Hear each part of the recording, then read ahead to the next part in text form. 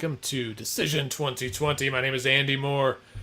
Welcome to the day 120 of the quarantine. It is election day here in Oklahoma, and I'm joined right now by Dr. Scott Melson.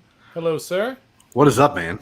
How's it going? Do you like my new hat? I do enjoy your hat. It's fantastic. Also, like the theme music. That's pretty solid. That was very like legit, official sounding election. Very And very then you newsy. see our faces and you're Yes. like, oh, wait, these guys These don't fuck- actually know what they're talking about. These assholes.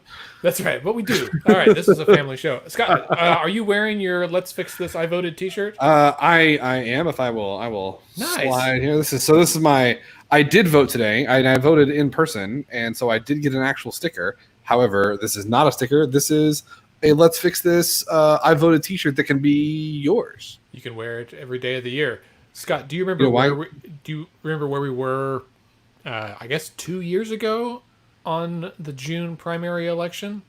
2 years ago, the June primary. That's the day we went around, right? And, That's right. We spent the all day in the car. Yeah, driving Has it been around. 2 years? It's been 2 years. God, that was a fun day, man. It was fun. We started with breakfast at Ray's Diner, and then spent the rest With of the day.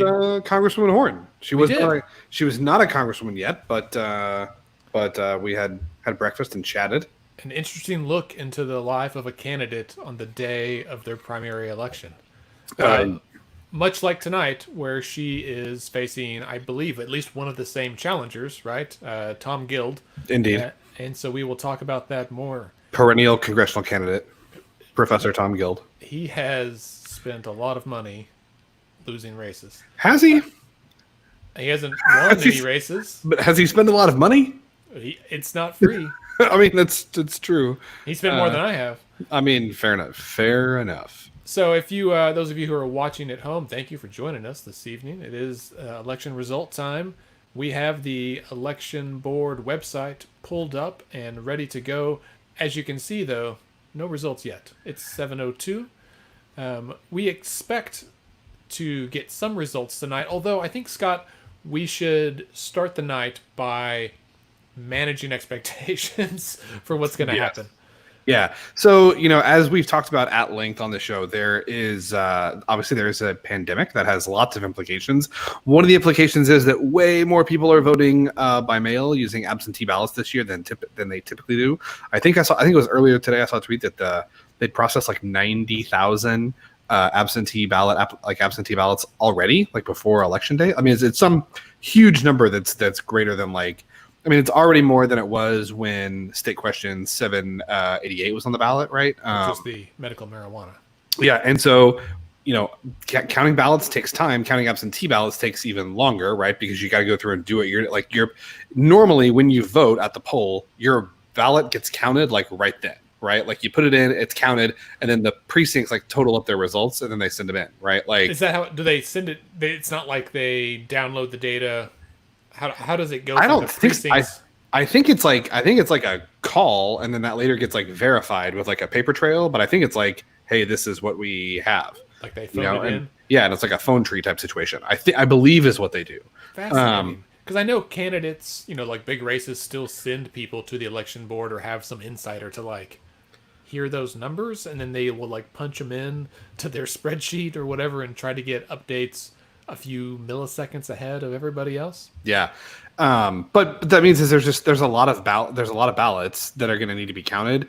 And that matters because we are expecting, there's going to be some close races tonight, right? I think the biggest, probably the race tonight that is of the most consequence for the people of Oklahoma is State Questions 802, which I think will pass, and I don't think will be particularly close. I don't know if we'll have a result on that tonight or not.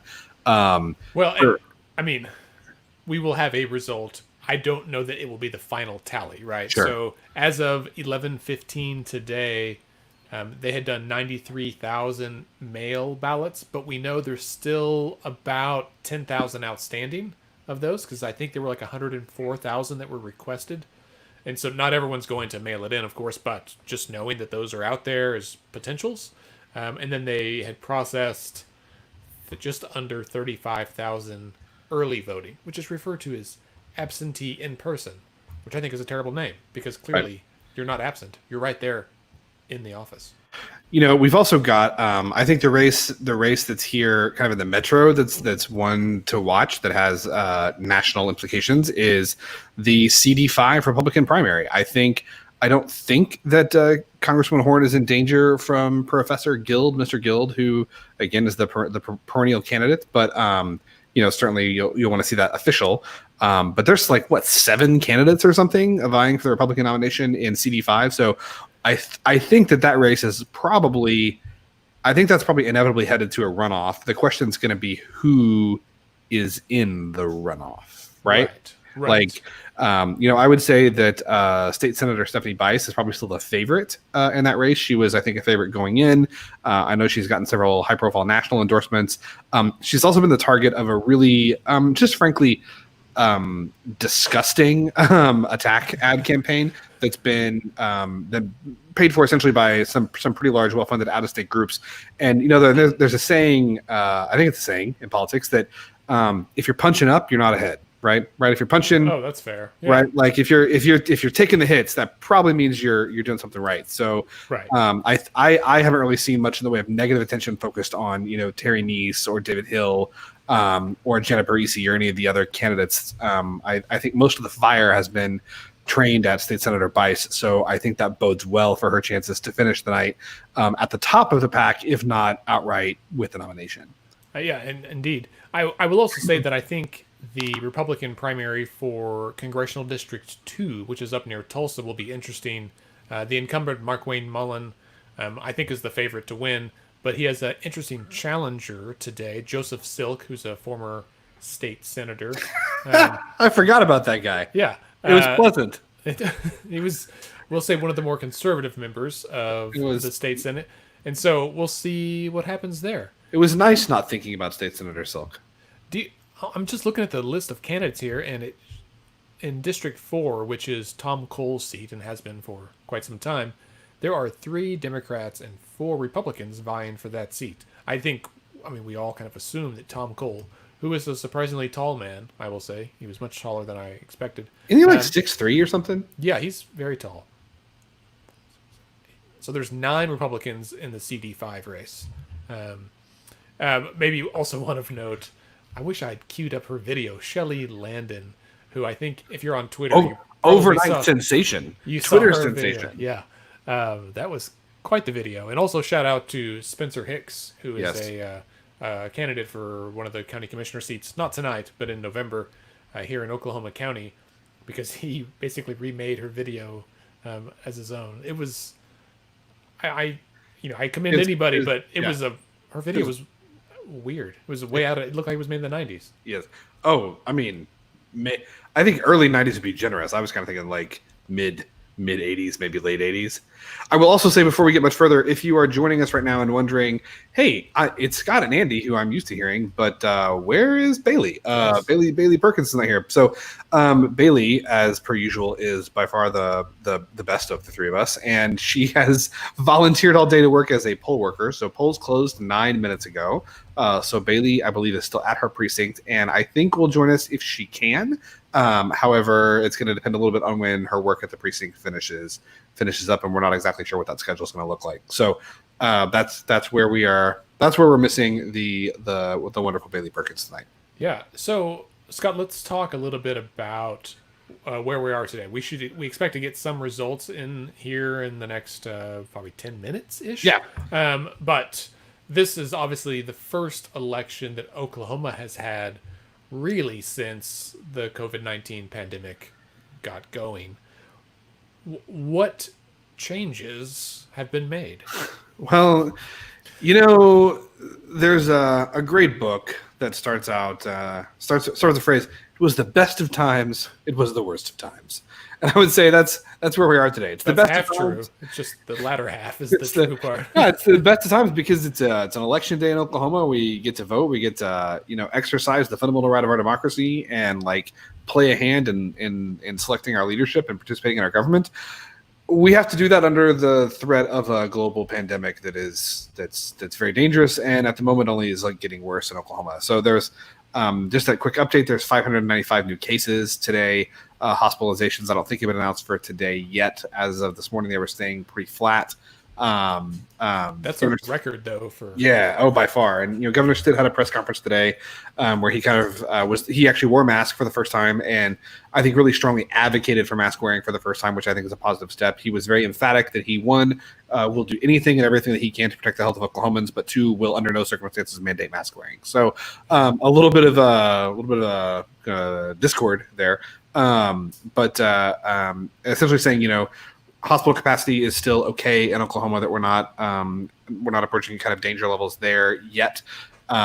In large part because it seems that this influx of cases is being driven largely by folks that are certainly under 45 and in large part under 35, which as a general rule have less morbidity and mortality. So that's kind of the state of the pandemic as of today. In terms of what that means for voting, we've already talked about the huge number of absentee ballots that have been cast this year. That's much higher than in a typical year. Although in Oklahoma, we do have the option to vote by mail in every election without cause. You can vote by mail for whatever reason you want to.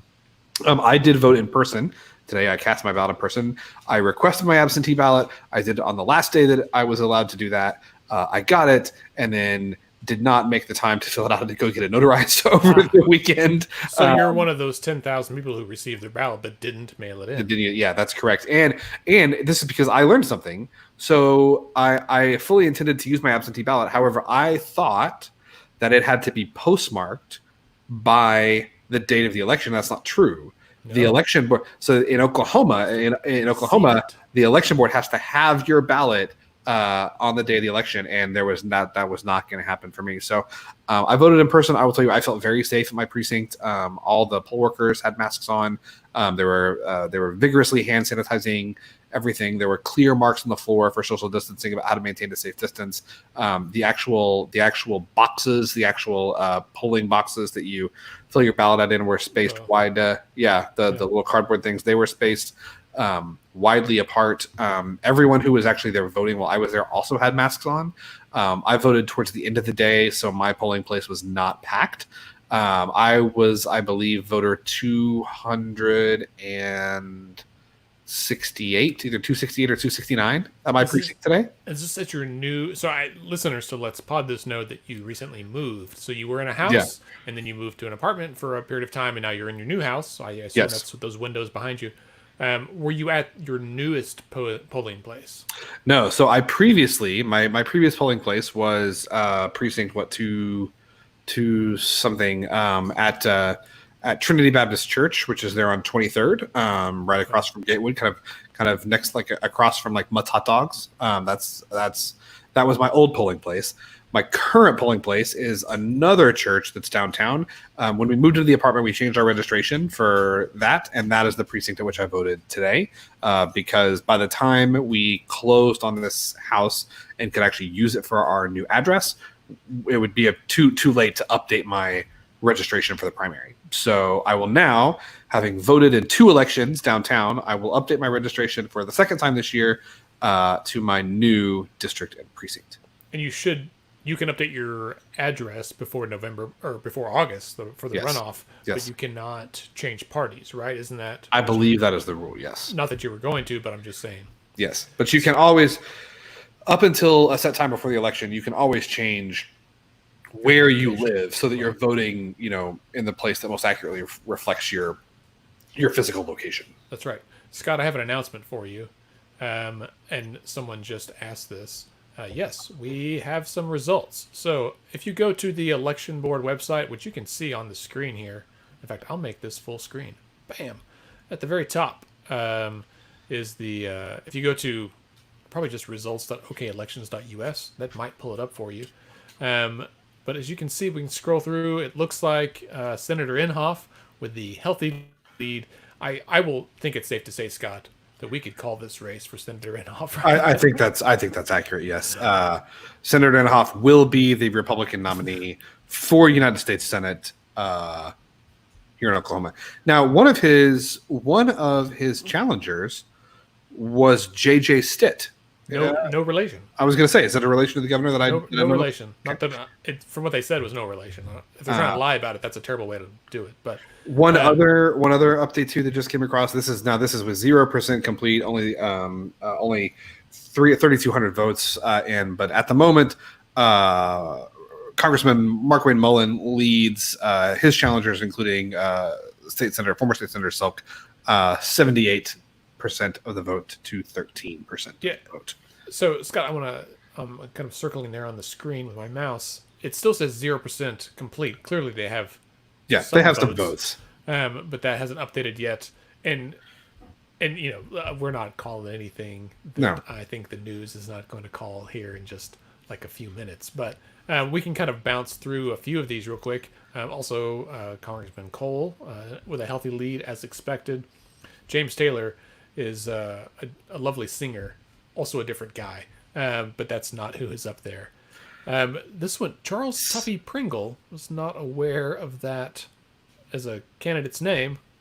That's spectacular. That's good. But he's got 185 people voting for him, which is 185 more people than voted for me today. So this is true. But look how close it is. Man, again, this is no precincts, so this is far too early to call. You'll notice I'm clicking favorite on here because I think this is a race we want to follow more closely, and so this will make it easier. Yeah, so here's a question for you. Just looking at, and again, this is, only 10,000 and change counted in the CD5 Republican primary. We've got Stephanie Bice and Terry Neiss locked in a tie, essentially. Right. I think the other two candidates in the race that have been the most high profile by far are David Hill and Janet Barisi. David Hill he's related to the family that owns Hobby Lobby, is that right? Yeah, I think that's correct. Yeah.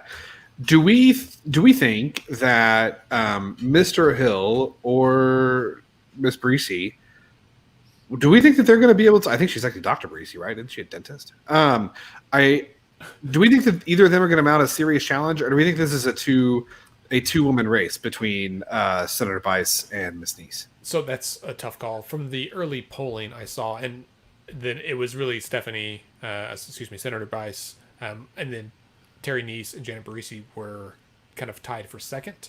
I will point out on this here that Janet Barisi has 10.66% of the vote, and her graph is no larger than the 1.8%. 16% also not any larger. So I would say don't pay attention to the size. It's not the size of the bar, it's the number of votes. Indeed. Also, again, 0 out of 12 precincts reporting. However, State Representative Jason Dunnington currently leads challenger Mauree Turner, but it's close, 51.66 to 48.34. So that's a difference. Right now, there's a difference separating them of about 76 votes. So certainly a race we're going to watch for the remainder of the night. Oh, there it is. Sorry. You jumped ahead and I couldn't catch up, but we wanted to highlight it. Yeah. So that is close, and we do expect that. That's on our, let me click favorite. That's one of our races we're keeping a close eye on. Linda Monroe here on Facebook says that Bice and Neiss are the ones to watch. Thanks, Linda.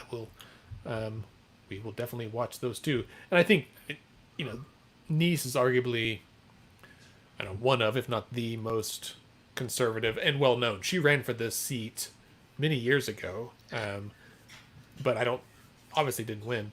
And so I think it would be a pretty hotly contested seat. We have, for State Question 802, wow. So there's 53,000 votes that have been counted so far, there's been 72,000 votes counted so far for State Question 802. And for the proposal, so this would expand Medicaid in Oklahoma, is currently winning 75-25. So I mean, this is an if that holds, dang. Right. Yeah.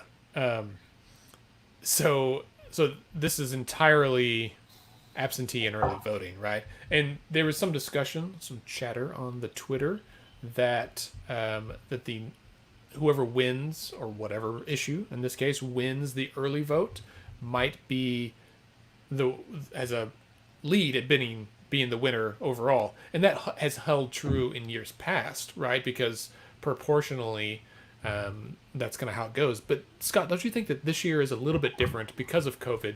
Yes. And because of the partisan divide and who felt whatever way about voting by mail and about wearing masks. And so I wonder if there's a partisan effect that we also know that Democrats cast more absentee ballots in this election.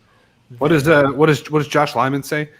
Democrats voted, or no, Sam Sam in the West Wing when he's running for Congress and really doesn't want to win. He says Democrats vote early and often, right? Democrats vote early and often.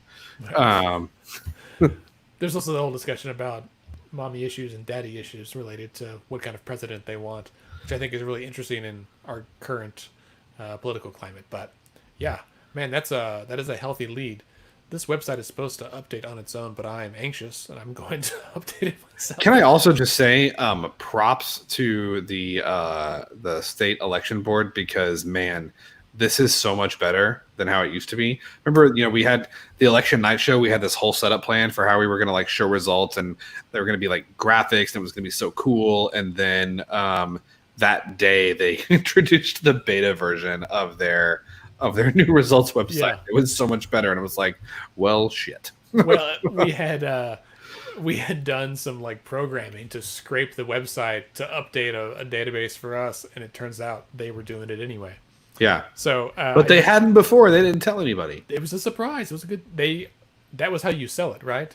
As opposed to like running a presidential rally where you promise 10 times the number of people that are going to be there. Or also, for anyone watching at home, if you go to the election results homepage and you go to the top right corner, you have to turn on auto refresh. If you don't turn on your auto refresh, it won't do it. It won't do it. I just did that, and indeed, look, 94 more votes cast. But this is an interesting trend. So, of these 3 precincts reported today, it looks like Medicaid is losing the day of results. However, it's 3 precincts out of 2,000, so that means literally nothing. There's time.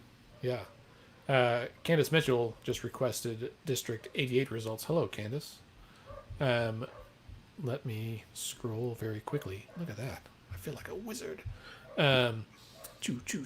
Why is it not in order? 88, 90. Where's 88? It goes from. What did you do, dude? You just go to your favorites page. Go to your favorites, and then there it is. It's right there. This is not a HD 88 update currently 0 of 12 precincts reporting no change in the vote count so far. Okay. So Dunnington with 1,180 votes, Ms. Turner with 1,104 votes. Interesting. I'm going to unfavorite some of these because, well, maybe I should keep it on there so that it updates on this page alone. That's entirely early voting, by the way, for HD 88. So another race I want to talk about is at the county level, and that's here in Oklahoma County. For sheriff. That's exactly right. How do you? So you go to the county results, Oklahoma County, select, and there they are. And there they are. Let's pull it up on the screen here. So Oklahoma County Sheriff. This is so there are both sides, right?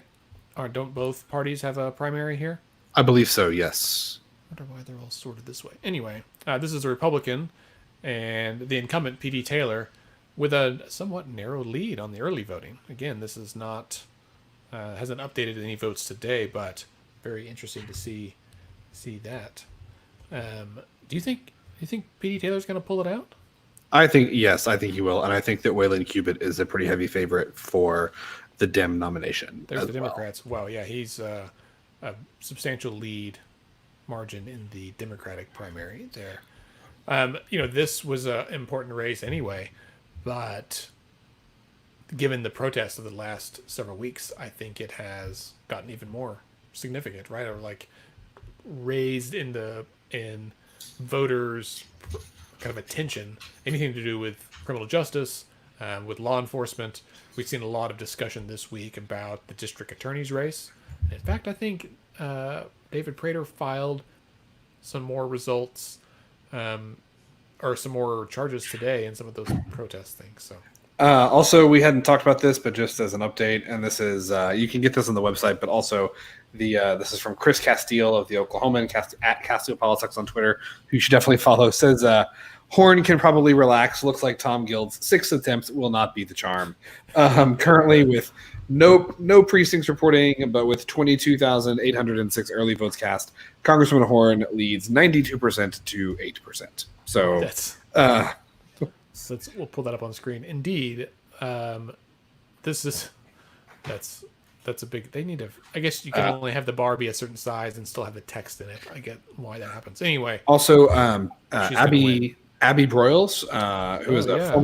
former TV reporter here in OKC, has a substantial lead in the Dem primary for the U.S. Senate race to be the one to take on Senator Inhofe, who is vying for his fifth Senate term. something. Yeah, it does look like Elizabeth Britt has a good showing in second place there at almost 17% so far, and a healthy turnout today. So she previously ran for CD5 in 2018. So good to see her out there again. We had some others on our list. Who are they? McCourtney, friend of the pod, Greg McCourtney. Yeah. Was that a serious challenge? I know Senator McCourtney was throwing some very polite shade on Twitter at which as is his way. He's a polite man to throw some shade in the nicest possible way. But my opponent has no problem telling outright lies and falsehoods about my record. It was like shade you'd see on Downton Abbey, right? Like, I'm sure you did. Like, oh man, I don't know if the senator would appreciate that. Yeah. Well, I don't. I could see him as a Downton Abbey fan. We'll start a secondary podcast with Ledge and just Downton Abbey. He might be a Downton fan, but I don't know if he would appreciate being compared to Lord Grantham. Maybe he would. I didn't say Lord Grantham. I just said like Downton. I was actually thinking of the Butler. We have James on Facebook has said if he's curious if Gianna Barisi's name recognition will give her a boost enough to make that a runoff.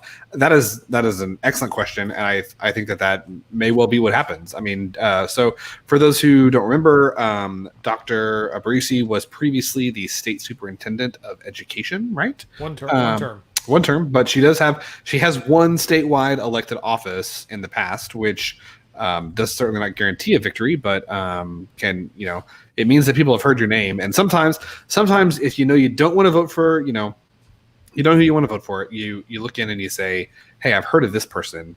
That must mean that they've done something, so I'll vote for them. I mean, I think that's I think that's like legit voter psychology.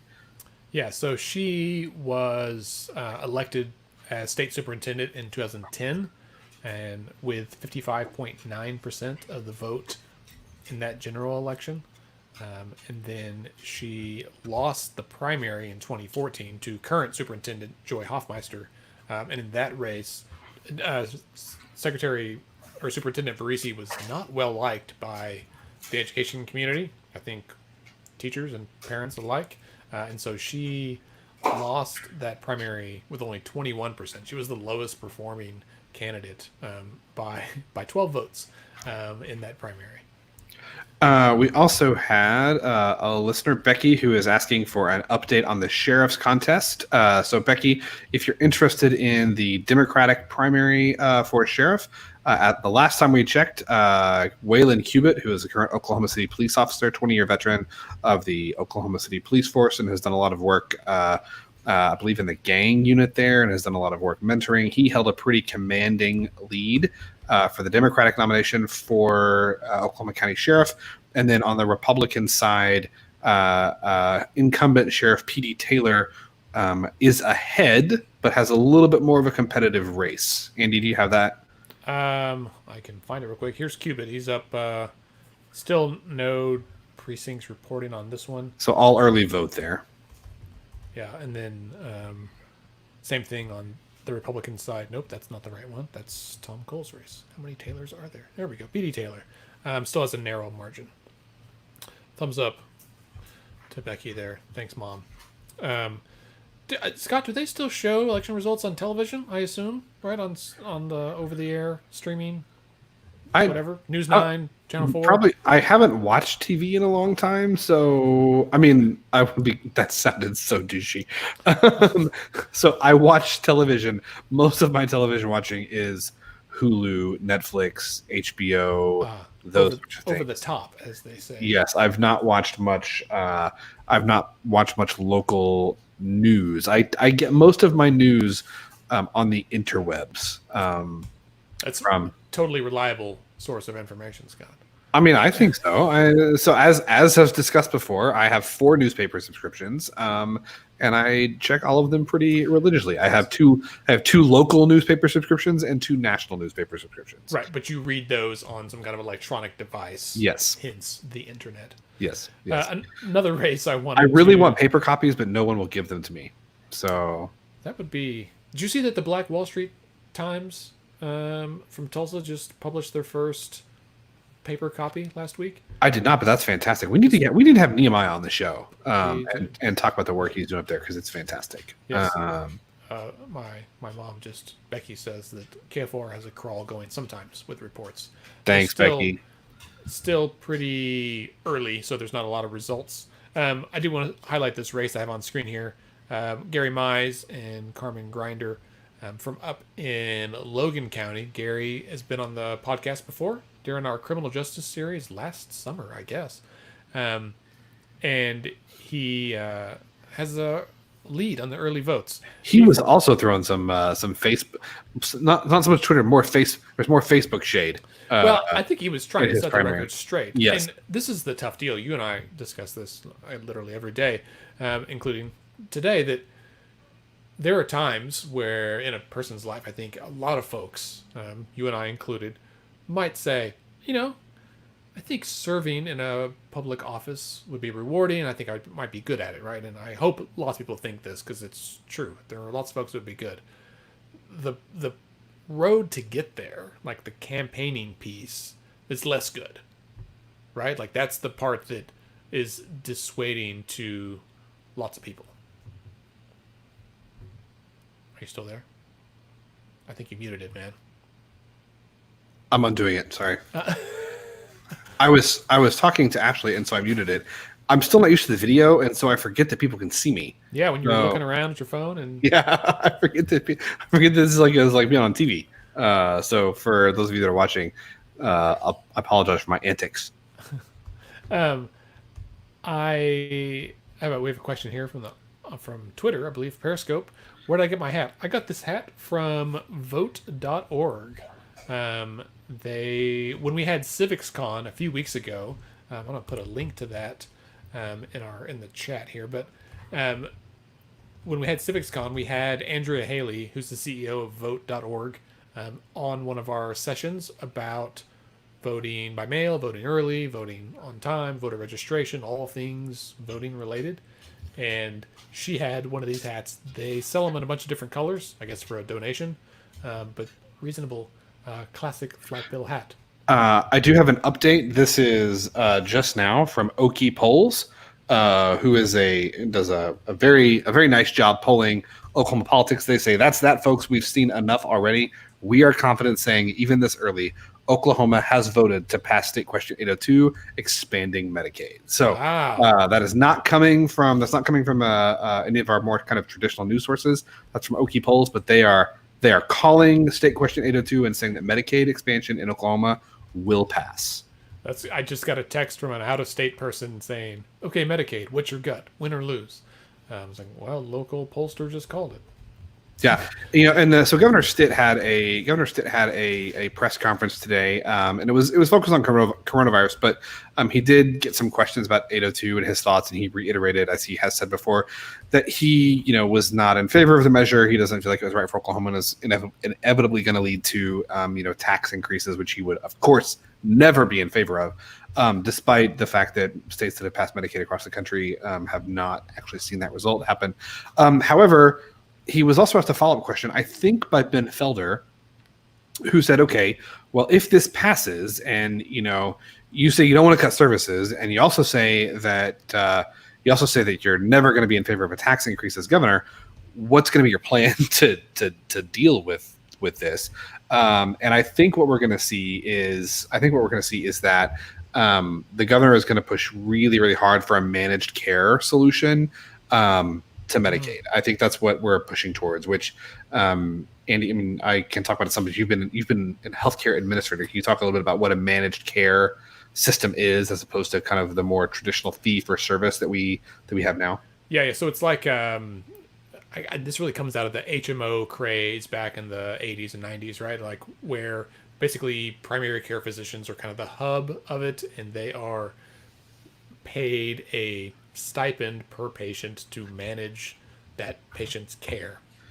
So Yeah. they often serve as a gatekeeper. As someone who is a primary care provider, how does that sit with you? You know, so it's like a capitated model, right? Where you kind of get if this is what he wanted to go with, where you get a set number of dollars per patient, right? And your goal is to try and take care of people for less than that amount, as opposed to more than that amount. And it can really depend pretty heavily on your population, right? Like if you have a population who has a lot of medical problems, right, and requires a lot of medical care, that can be really challenging. At the moment, Medicaid senior care services in Oklahoma are rendered on a fee for service basis, which is to say you go see the doctor does your visit, they order any testing or whatever, they submit a bill, and then that bill gets paid just like any other insurance claim. I think moving from that to a model, which is, and this is the word that the governor used in this press conference today, to a model that is more focused on delivering quality. That's kind of a buzzword, but I think it depends on what you mean by.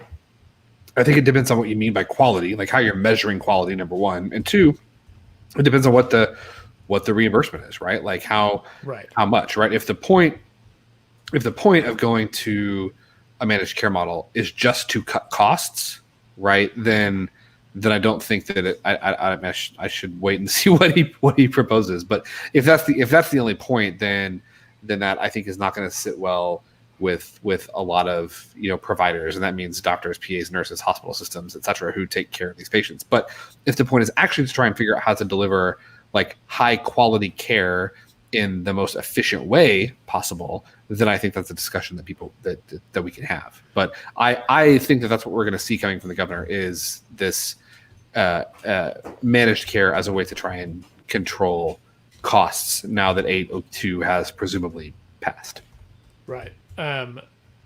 Yeah, I think it's the idea is that it changes the incentive a little bit, right? And Sure. tries to help maybe shift it from just like churning out services to being like, let's really take care of the person. Although that is tough when you have in a state like Oklahoma that has a sorely inadequate number of primary care physicians to care for the population. Absolutely.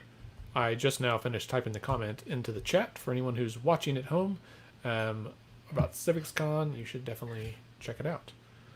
Do we have any updates on any of our races to watch? Not terribly. So I still have it pulled up here. It looks like I've got, let me pull it up on the screen. State question 802 is still on screen here. We do have 4% reporting now. And this is an interesting shift that is probably not in their favor, but most of the election day, the day of voting today, has been against the proposal. Now, Scott, you and I discussed a few minutes ago that is not totally unexpected, right? Sure. And I mean, and this is a statewide question too. So some of that's going to depend on like where are those votes coming from, right? Like what precincts, what counties, what district. I mean, like depending on where you are in the state, that may or may not be representative of what happened all day. I am curious. I'm curious what our friends at Okipoll are. What they're seeing that makes them feel. I mean, I agree. I think it's going to pass, but I wonder if they're working just off the early vote, if they think that there's not going to be enough opposition in same day vote to overcome that. It's interesting that they feel so confident putting that out there because they are very good at what they do, and they are they're pretty measured, I think, in what they put out. I feel like I didn't know anything about them until just like earlier this year, or end of last year. Have you been following them for a while? Yeah, I've had them on my Twitter feed for a while, and they put out some good models, some good predictions. I think it's a nice data driven resource for Oklahoma politics. So if you don't follow Okipolls, you should give them a follow. The number of times you text me the word data driven in a given week. I mean. So I'm just scrolling back through Some of the other races, as we said earlier, Senator Jim Inhofe with a healthy lead in his I'm primary. shocked, I say. Mark Wayne Mullen also. Oklahoma, just as a note to anyone watching, I think Oklahoma elects incumbents at a higher rate than the rest of the country. That may not still be the case after the bludgeoning of 2018, where they like gutted the state legislature. But I knew at one point that was how it went. Looking at the CD5 Republican side, man, still no precincts reporting. That is anxiety provoking, I'm sure, for everyone in that race. Let's see. We look for No change in House District 88. Yeah. So results tend to come in chunks, right? You kind of get like a download and it all gets updated. Yeah. It's not like there's a bunch of chimpanzees behind the scene typing in numbers. You really have to like upload the data and basically refresh the server end of things before it gets pushed out. Anyone who's done a website, even like a GeoCities site back in the day, remembers that you had to publish and then wait a little bit for that data to become public. GeoCities, that's a callback. Well, I mean, I've been on the internet for a while, back since the days of CompuServe in the early days of the internet.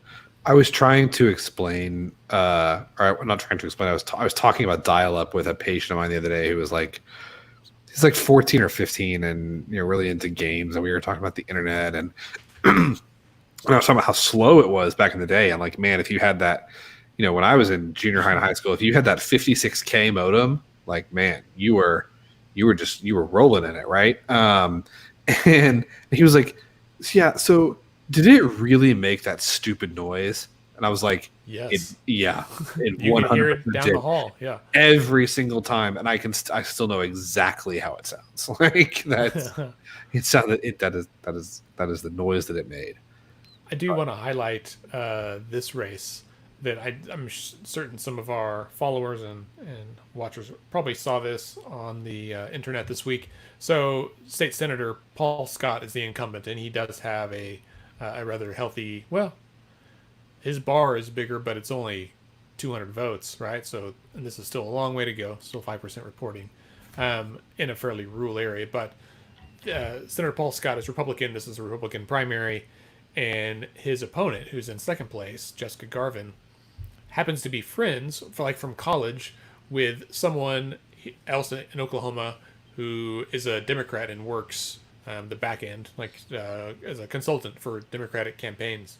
And so when she announced they had given some money to support their friend because they thought she was good, and that turned into Senator Scott really like lambasting them on the internet, and even a mailer went out with his opponent's college friend's husband on it. Went out to people in the district saying like, my opponent has connections to Hillary Clinton because she knows someone who's married to someone who one time took a picture with Hillary Clinton, and that like became a mailer. And this, Scott, goes back to what we said earlier today, earlier in this broadcast, that it is the campaign itself sometimes that gets ugly and is a real turnoff and discourages, I think, really good folks from running for office. So hats off to everyone who's on this list today, who's been running the race despite whatever nasty grams happened in their district. Two breaking updates. This is from the AP. So the AP has now called two races. One, they have said that U.S. Senator Jim Inhofe will in fact be the Republican nominee for United States Senate. You heard it here first. So they have also said that Abby Broyles will be the victor in the Democratic race. So it's going to be Inhofe versus Broyles in November 2nd. This is related to coronavirus. This is from Abigail Ogle over at KOCO. We just got our daily hospitalization update. Now, this is a major because today at his press conference, Governor Stitt made a really big deal out of the fact that our hospitalizations have been Our hospitalizations are stable. We only have 315 people in the hospital. 315 people in the hospital. That's nothing. We're in great shape. We're fine. Well, actually, we have 374 people in the hospital. So we've gone from 315 yesterday to 374 hospitalizations. So that's an increase of 59 in 24 hours, which is big. And then perhaps even more important is yesterday there were 111 in the ICU. Today there are 159. So of that increase, the vast majority of those patients are in the ICU. Wow. So it was the best of times. It was the worst of times. Also, Stacy is on the Facebook feed and asking about State Senate District 13 and State House District 25. Stacy, are you interested in the Democratic races there or the Republican races? Good question. If we know anything, we will tell you. Let's see. Senate District 13. That's McCourtney. Hey-oh. In front of the show, Greg Sorry. McCourtney. I went the wrong button there. All right. So Senate District 13, Greg McCourtney has a substantial lead. And 25% of the precincts, man, they're coming in quick now. Yeah. So can we call the race for the senator? I would say so. I think. Yeah. I will. Should I send him a tweet? Congrats, Senator Let's McCourtney. do it. I'm sure he is gracious enough to say, "Hang on, there's still 75% of the votes that have not been counted, or precincts not been counted." Not over till it's over. Right. And so, what was the other one? State House District 25. District 25. By searching, if I spelled it correctly, that would be helpful. There, Gary Rhines and Ronnie Johns. I believe Ronnie Johns is the incumbent there, and he has the lead right now, about a 2-to-1 lead, 70% to 29%. However, it's only 533 votes to 224 votes. And Scott, that reminds me of our perennial advisement. You should definitely vote because your vote really does matter. Absolutely. Particularly when we get to November, I think, and we see some of these municipal elections. You see the vote totals, like for some races, being single digits. I remember a couple of years ago, a War Acres city council person was elected like 8 votes to 12 votes, and I was shocked that these two people couldn't find 13 people in their ward to vote for them. It just was like literally like 3 households is all it took to elect them, and you got to assume that guy and maybe or person and their spouse were a fourth of the votes. Like that's a big deal. And so wherever you live, if you feel like your vote doesn't matter, I'm telling you it does, because it's not just your grain of sand you throw into the ocean for president. It is the boulder that you throw for the city council person or the school board person or the water district or whatever it is, district attorney in your area. Hey Andy, if you pull up House District 12, the Republican primary. Yes, I've got it pulled up right here. McDougal, I had this pulled up a minute ago. Yeah, McDougal's in a tough race. He is in a tough race. He is losing right now by a few dozen votes. You should definitely. I've got this pulled up. No, I don't. Should check out NonDoc. They had. So first of all, viewers, listeners, NonDoc is a tremendous news outlet. You should definitely support them. Join the Writers Club.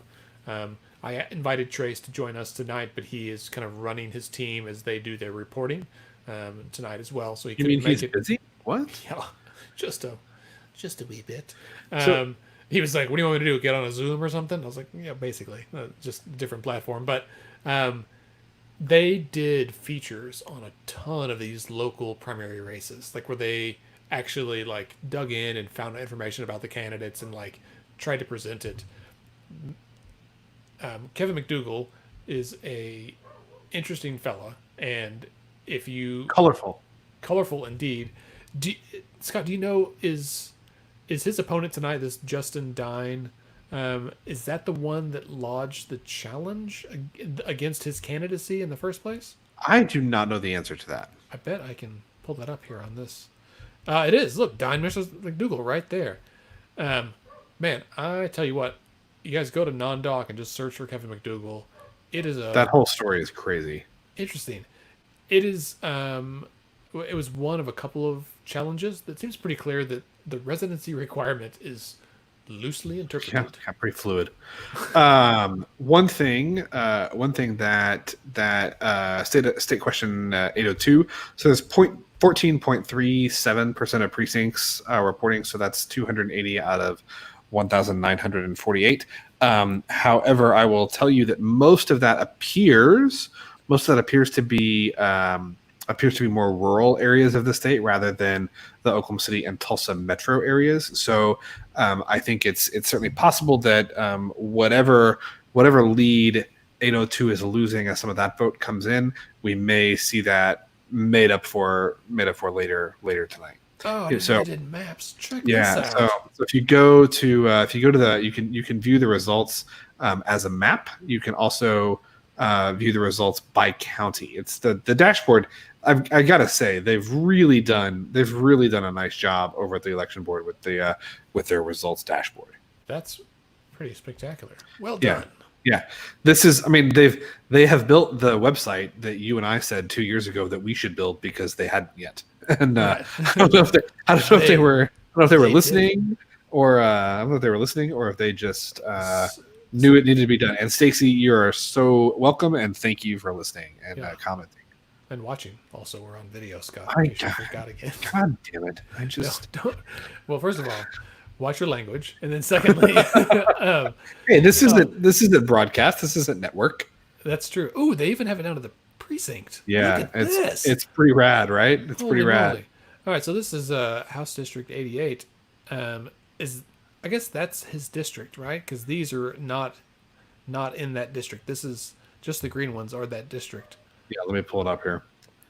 I don't. What's hang on. the latest on HD88? Do we have any precincts in yet? Well, return to state map. How do I go view as summary? We don't have any precincts back. Come on, folks. What's going on there? This is the district in which I live as well, and so some vested interest. There's a Republican that ran for that race too, right? I don't think that they had a primary. No, it's just Yes, but there will be a Republican on the ballot, which there hasn't been in years past. right. That's what I was gonna say. He, the incumbent Jason Dunnington, has not faced an opponent, and Kelly Marlene is the Republican there. Yeah. HD88 is pretty reliably blue. Yeah, I don't have those maps pulled up or handy, but indeed that it is one of, if not the most, it is often touted as the most liberal district in the state, which is not necessarily saying much because it's Oklahoma. But I think there's something to that there.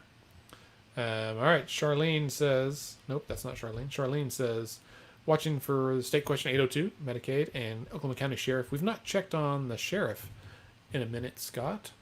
Let me go pull that up.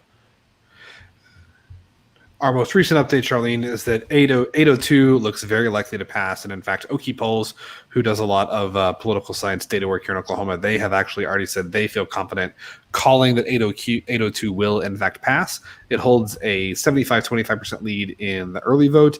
And in the precincts that have reported so far, it's dropped a little bit of its lead. However, those are by and large from the more rural counties, and so the expectation is that some of that ground will be made up as the Oklahoma City and Tulsa metro precincts come in. That's true because voters are rather congregated in the urban areas. Indeed. For Oklahoma County Sheriff, looks like on the Democratic side, Waylon Cupid continues his lead and extends it in the day of. We should come back to that. Breaking news here, Andy. I think we should go ahead and call. I think we can call the CD5 Democratic primary for incumbent Congresswoman Kendra Horn. Okay. With 3.3% of precincts reporting, she holds a commanding 91-9% lead over perennial challenger Tom Guild. Do you feel like we've become those people that are just like, with 1% reporting, we're going to go ahead and call it, and everyone at home's going, "What the heck?" So some serious punditry. Yeah, that's It's the hat. It comes with the territory. Right, is that what it is? Also, I can tell the sun is setting because the sun reflects off of my neighbor's house and gives me this nice glow, and it's getting dimmer, so I have to increase the ISO.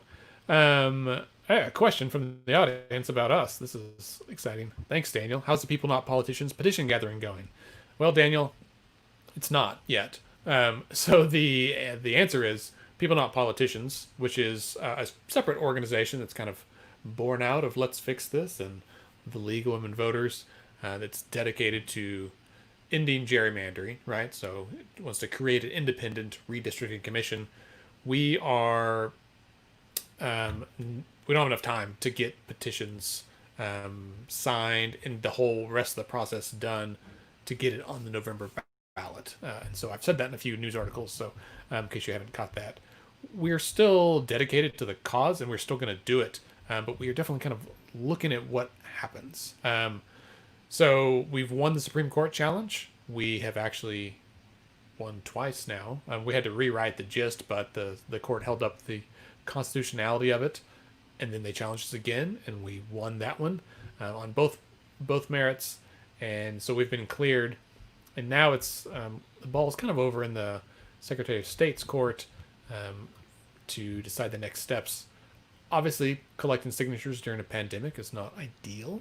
However, there's a bunch of other states that have been doing it and doing it really safely. I think as we've got the data now, and Scott can probably back this up, if you're wearing masks and, like wiping down pens or just using new pens all the time, the process of signing a petition you can do, at arm's length. And there doesn't have to be a lot of face-to-face, breath-to-breath contact. So yes, I think there are ways that you could safely socially distance and gather signatures. I think that's true. Yeah, but if you are interested in helping us end political gerrymandering, partisan gerrymandering in Oklahoma, please check out peoplenotpoliticians.org, and we would love to have your help. We will be collecting signatures, hopefully in the not too distant future, and we'll have more updates very soon. That's all. I had a long call today, 2 calls today, with people way smarter than I am about policy issues, and so should be really good.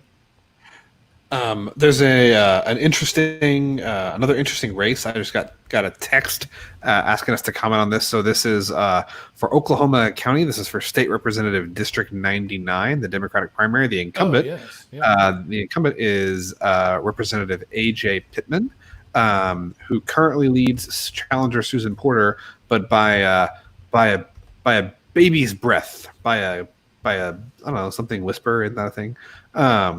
Whispers 50.5 to 49.5. So there it is.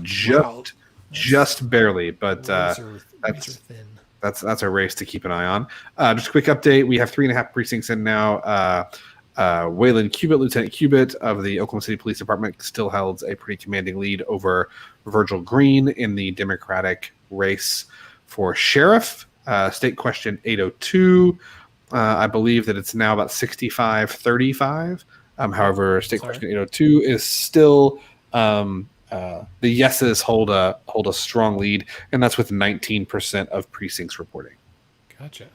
19% of precincts. 19. That's a pretty good margin there. 9 times. Actually, now Scott, I've got an update. There are almost 24% reporting. What? But man, the margin here on election day has widened to 10,000 votes in there. So they started out in the 70s, right? They're down into the 60s. What do you think you're going to cast your predictions? Oh, I think it's going to pass. I mean, I think it's. But what by how much? Oh, I think probably in the 65-35 range is ultimately where it'll end up. Would be my guess. Yeah. So at a greater margin than what we have right now, right? Yeah.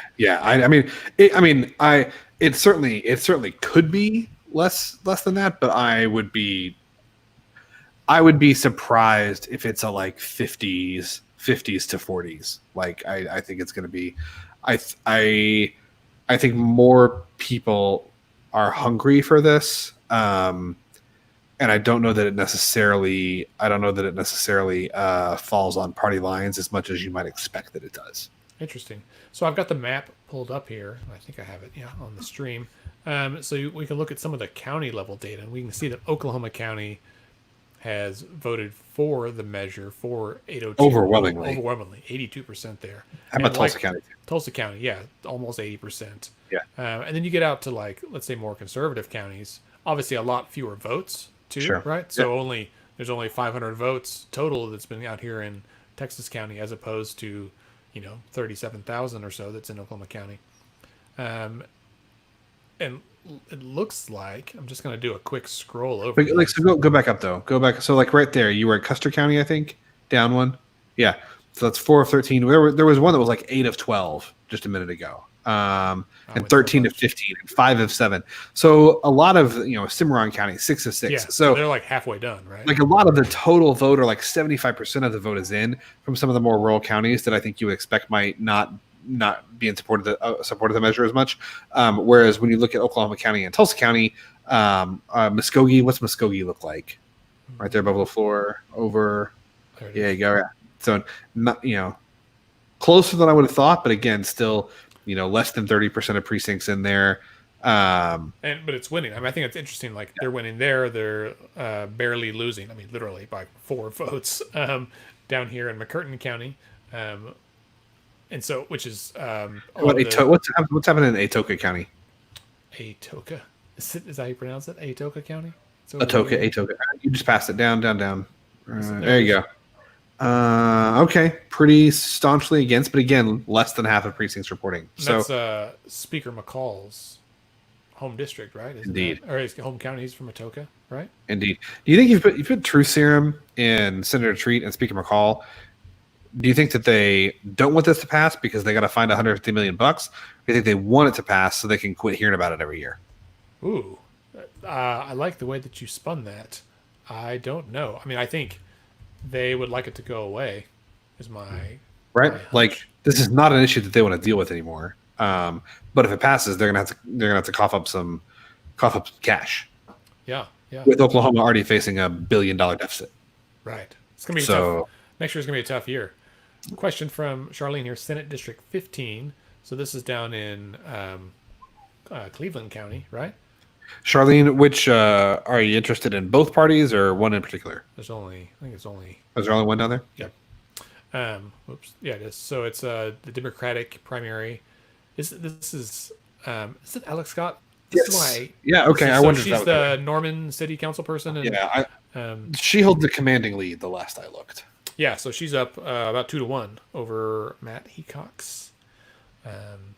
So it looks like Alex Scott, and 35% is reported. That's a pretty substantial margin. I would imagine that she will pull that out there. Check out State Senate District 7 on the Republican side. District 7, not 71, 74, 79. It's Democratic.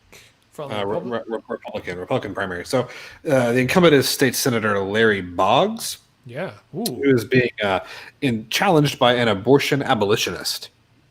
So that's similar to McCourtney's situation down there in 13, right? Indeed. Yeah. So, and I think that's an interesting shift too. I need to take that off the screen. So I'll pull it up. There's Larry Boggs. So yeah, he's looks like the incumbent is losing about halfway through, but that's again 50 votes, right? Like that's a pretty narrow margin. What we saw in 2018, Scott, is that in the Oklahoma House in particular, there was a rutting, right? Like a purge, if you will. Yeah.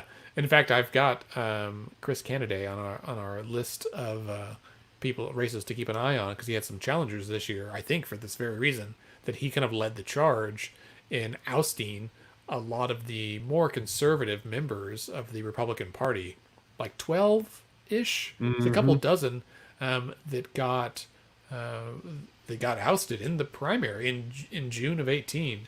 And that was a huge deal. I mean, I think they really felt like there had been a coup within their own party.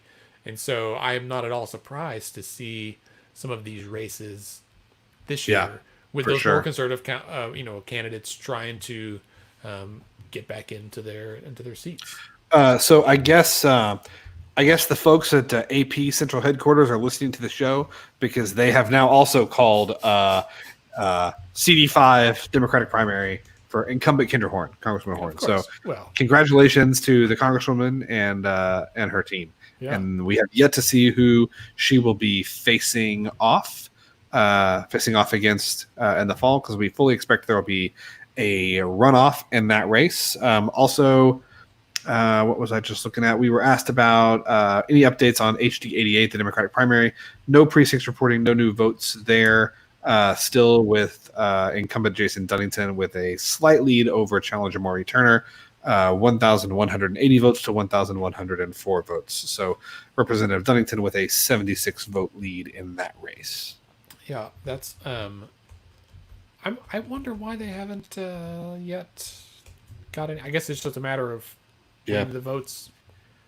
The votes make it in, right? Indeed. So.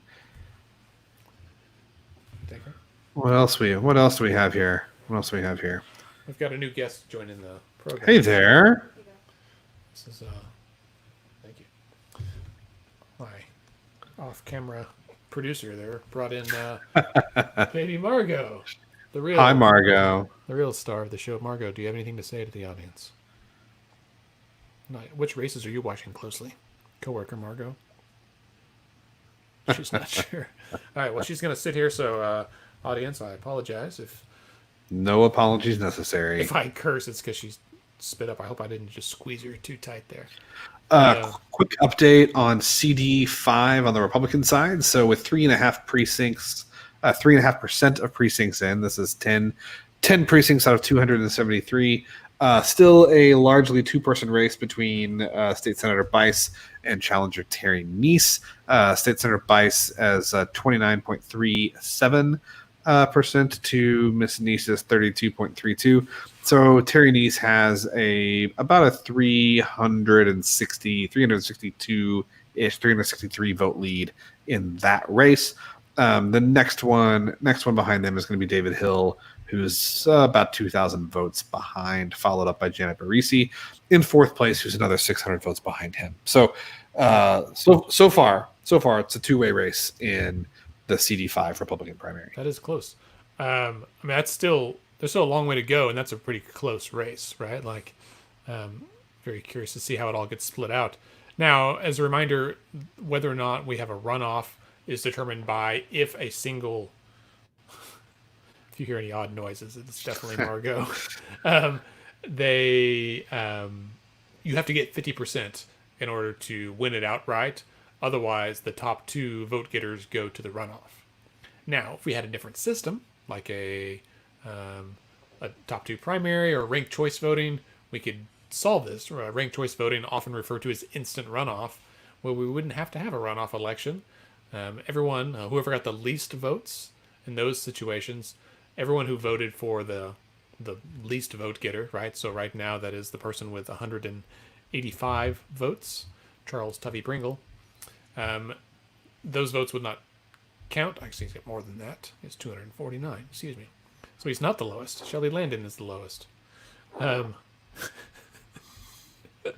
apologize for my apologies. My daughter's gas. She's getting some serious Facebook love in the comment feed. So she is. It is definitely the time. I'll put it on screen again so that people can enjoy. Hello. And so if you're the lowest vote getter, everyone who voted for you, those votes are kind of dispersed, and then whoever they voted for second, like whoever their second choice was, those votes get distributed, and it goes that way a few times, and it's a really efficient system. It takes a little bit longer to get the winners calculated, but it's been really successful. Maine has it statewide. It's been really great. You mentioned Senator Scott's race, Senate District 43. He is in the lead right now, but pretty slim, 50.85, so just a hair under 51%. Got 3 incumbents on the Senate side that are down: Senator Shaw, Senator Boggs, and Senator Sharp. So this is State Senate District 3, State Senate District 7, and Senate District 17. The incumbents are all underwater. On the House side, Representative McDougal, who we touched on, is below the 50% mark at 47, and he's behind. Whereas incumbents Snead, Petskowski, Dunnington, and Pittman are all holding on to slim leads with 50% of the vote or more. Interesting. So when you say underwater, they're not necessarily losing, but they do not have a outright win. No, they're behind. So, you say Senator Sharp was one of them? I believe so. He's at 40%. He is, but I have him as my bad. I apologize. Have you updated that? Ahead. I don't know. I've got 3.57% returning. Okay. But it sounds like it updates it in inequitable interims. Indeed. Have we covered all of the races we wanted to touch on? I believe so, and it's so far the ones we knew were going to be close are close, and the ones that we knew weren't aren't. So, not a night of surprises thus far. Although some incumbents that could be in danger for sure. I mean, it's rarely a night of big surprises, right? Although when they happen on primary night. I feel like, yeah, right. Well, that's true because not everyone's paying attention, right? So, one race we've not yet discussed is State House District 89, the Democratic primary here. I think, in my mind, the most notable candidate was Jose Cruz. He got the most press. He is definitely, I would say, he's going to win. So this seat was previously occupied by Shane Stone, and then he stepped down last year before the session even started. And then they actually, isn't he the one that like pulled back his resignation letter and then resubmitted so that there wasn't a special election? And I happened to run into Jose at a Generation Citizen event, I think in December, right after that initial resignation had happened, where it was like he was planning to run this year for this, a primary and then the general. And then when Representative Stone stepped down, suddenly Jose was on the campaign trail and was like, I've got to raise a bunch of money and print a bunch of flyers and like get things going. And so while it would have given this district a representative during at least part of session, it in some ways saved the state some money and certainly gave all these candidates more time to prepare and run. However, it looks like Mr. Cruz is going to pull it out in the end anyway. We did just get a dump of results. Oh, and now all I see is code. Are you getting that error as well? No. There we go. So we do have an update in HD88. So as of about 30 seconds ago, with 25% of the vote in, the candidates have switched. So as of a few minutes ago, Jason Dunnington. So now this is with 33 1/3% of reporting. So this is 4 of 12 precincts in. Representative Dunnington is down 47.5 to 52.3. He is down to Marie Turner by 230 votes on the nose. So he started out with a decent lead from absentee voting, but it looks like the day of so far has been going Marie Turner's way. And so if that trend holds, it looks like a long-term incumbent. This is his last term, right? So he's. Oh no, he's got he's been in for 6 years, but he could have 3 more. Is that it? Yeah. Okay. But it does because there's been so much turnover. So he would be the senior Democrat. Right. But he came out ahead in the absentee and early. He was ahead by about 100 votes. However, of the 1,200 election day votes that have been tallied so far, Marie Turner is winning 728 to 482. So that translates into a 230 vote lead for her. So that will be certainly, like we said, a race to watch. With over 17% of precincts reporting in the CD5 Republican primary, Terry Neese is starting to open up a little bit of a lead on Stephanie Bice. She's got about a 2,500 vote lead now on the senator. No, about a 1,500 vote lead now on the senator. And David Hill has he keeps racking up votes at about the same pace. He's still in third, and Janet Barisi in fourth with 16.5% and 11% respectively. Interesting. Yeah. What else do we have here? What else is new? A question about House District 99 between AJ Pittman, the incumbent, and Susan Porter. Again, a very close race. Only 40 votes. I'm telling you, folks, your votes matter. Right. Only Margot, do you know that your vote matters? Only look, Margot tells you, only your vote matters. What'd you click? She clicked with her foot.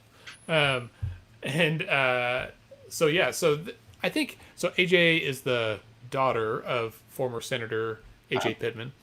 No, excuse me, Anastasia Pittman, and they Who ran for lieutenant governor in the last cycle? right, and obviously was not successful because it went to a Republican. And so AJ, I certainly campaigned with her mom, but I have seen a lot of concern by some members of her district that she was either not present or inaccessible in many ways, and so I think it's bearing out. Also, Susan Porter has run a really sharp campaign from what I've seen on social media. She got some really good endorsements here locally, and this is an important race because House District 99 is on the east side of town. It is a primarily, overwhelmingly black district. I think it is one of the Voting Rights Act districts in our state, and it is a unusually shaped district because of that. And I think, Scott, we talked a little earlier about gerrymandering and the People Not Politicians effort.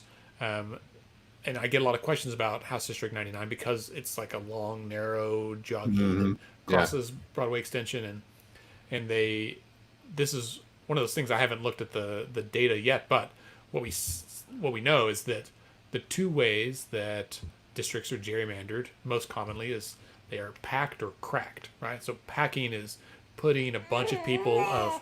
You want to tell me about it? Margot agrees. Do you want to take her? Okay. Your mom is here. Who doesn't want to be on camera? Do you want this burp cloth? Keeping it real. Yes, it is a Voting Rights Act district. Thank you, Daniel. So it puts like voters into one district to keep them to give their voice more power, and so that they can have a representative or representation that is from their community. In some cases, right, like you get districts that are drawn by one group of people, and this happens from both parties, right, where they're like, we'll draw it and we'll put as many of this community in that district as we can, so that district is really, blue or really red, really black, really white, depending on how you want to look at it. And it gives that district maybe more power that way. But in doing so, it reduces the influence in surrounding districts, right? Like they're drawn House District 99. And again, I've not looked at the data recently, the most census data, but it arguably packs so many black voters into one district when they could possibly have the majority in two districts, right? But they put them all in one district and thereby lessen their voice, which is really unfortunate. The opposite of that is cracking, where they would divide a district or divide a community in half so that community's voice does not have a say. It is distributed across districts in a way that disempowers that district. So there's a little history lesson about gerrymandering. Sorry, that was a long ramble. That was interesting, though.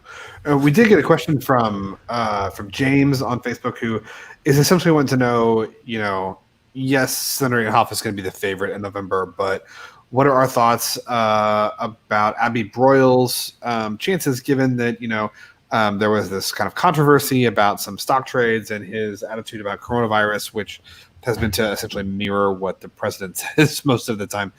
On the one hand, I see your point, and I wish that those things would make a bigger difference in the minds of people who are voting. But I think, here's when State Senator Andrew Rice was running to try and unseat Senator Inhofe. This was in 2000 and what would this been?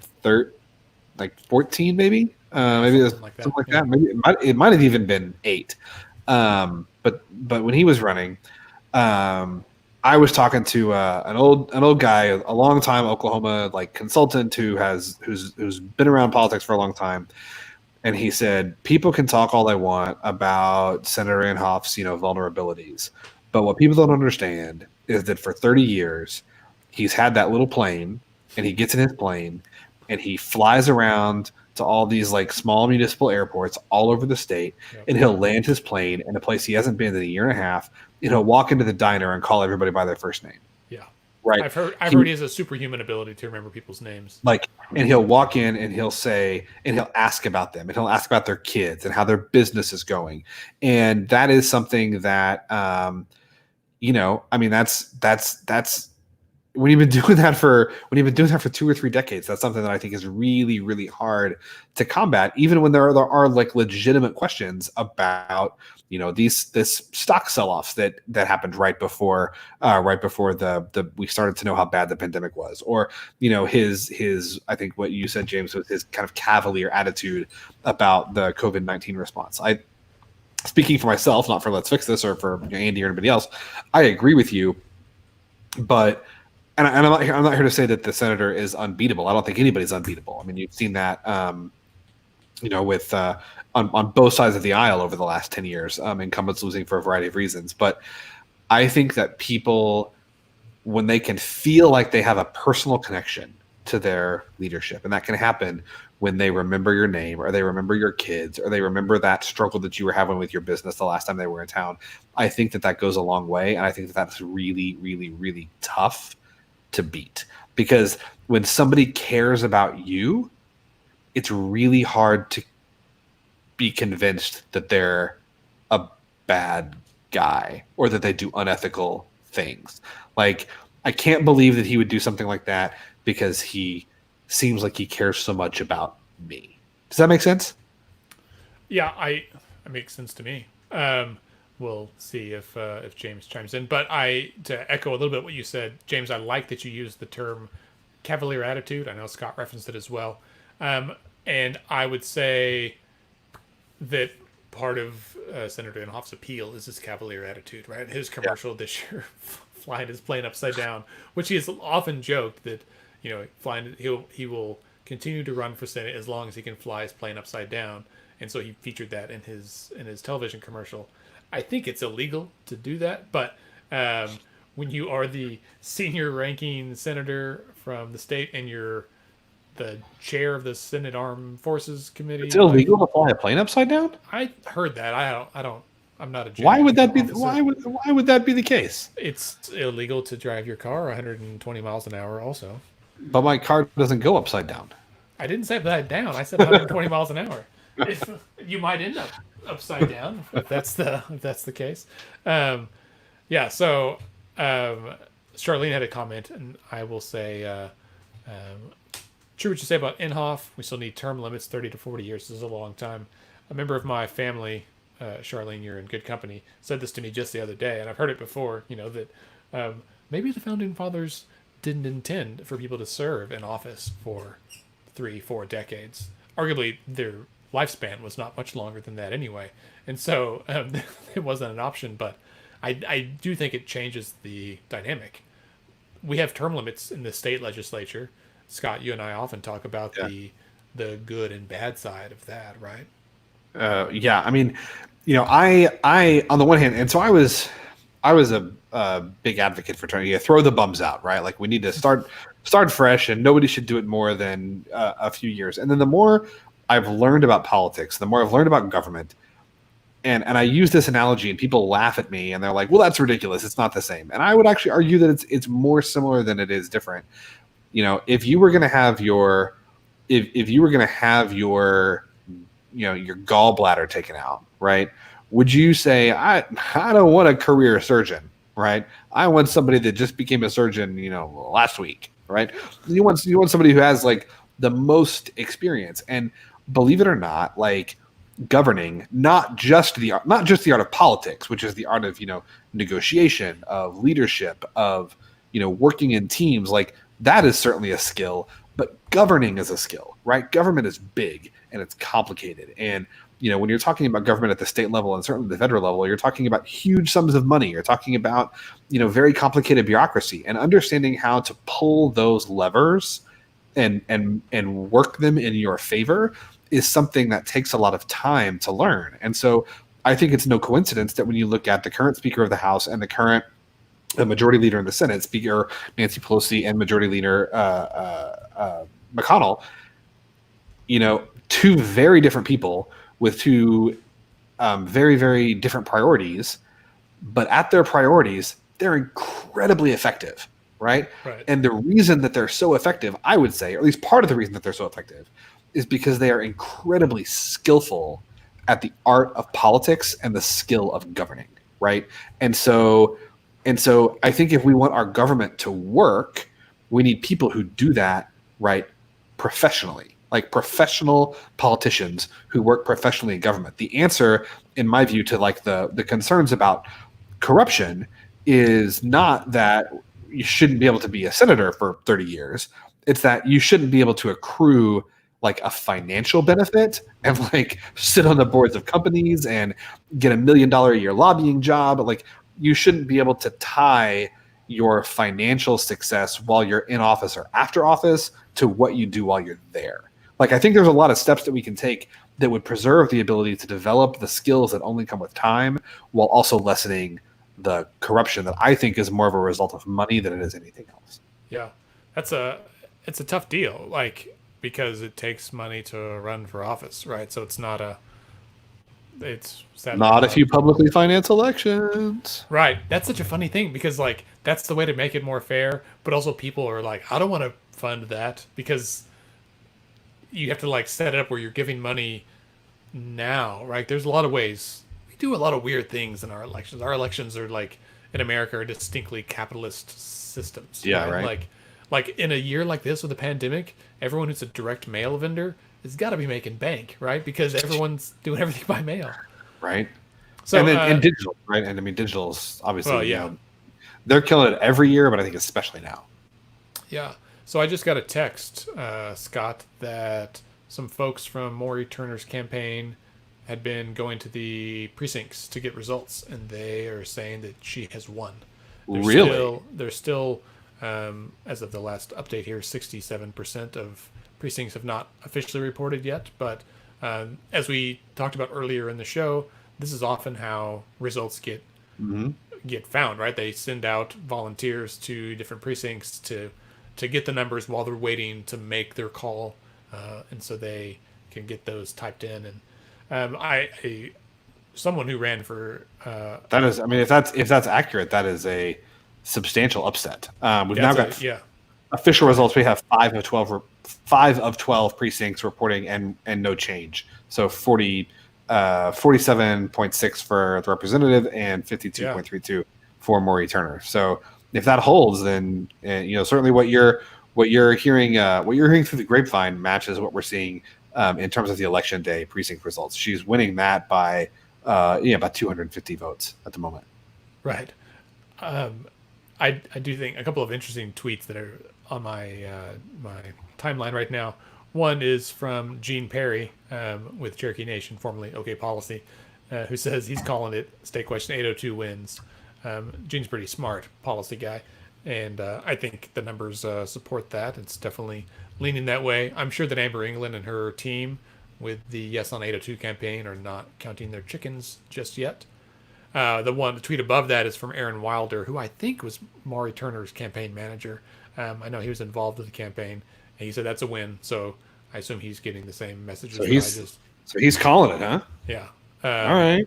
And then Chris Castile with the Oklahoman said, if it ends up being Nice and Bice in a runoff, Nice will have personal money to spend. She's apparently decently wealthy, and that Stephanie Bice has burned through a lot of campaign cash and is not someone who's sitting on a pile of own money.